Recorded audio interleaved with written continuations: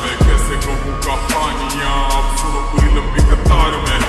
जन्म हुआ मेरा जेल में, माँ बाप का चेहरा मैंने देखा नहीं, हाँ रोती रही माँ देव की जुदाई मिली मुझे भेंट में। माँ से मिला उपहार ये, मेरे माता पिता लाचार थे, 6 भाइयों को मारा सामने, आंसू थे माँ की आंखों में। वैसे तो था भगवान में, अजीब सा ये खेल है, मेरे माता पिता मेरे देवता वो दोनों ही थे जेल में। कर्तव्य मिले मुझे जन्म से, बचपन बीता संघर्ष में, जिस माँ ने पाला पोसा मुझे उससे भी हो गया दूर में। प्रीति का क्या विधान था, क्या लेख लिखा था कर्मों का, तुम ठीक से रो तो लेते हो, मैं रो भी ना पाया चैन से। कहने को तो मैं सब कुछ था, मैं राजा भी, मैं रंग भी, कष्टों से भरा था जीवन मेरे, दुखों का मेरे अंत ही।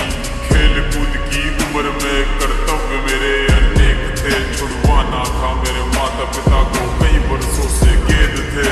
धर्म के चलते कर्म से वो वृंदावन भी छोड़ दिया, मथुरा की उन गलियों से भी अपना दामन मोड़ लिया।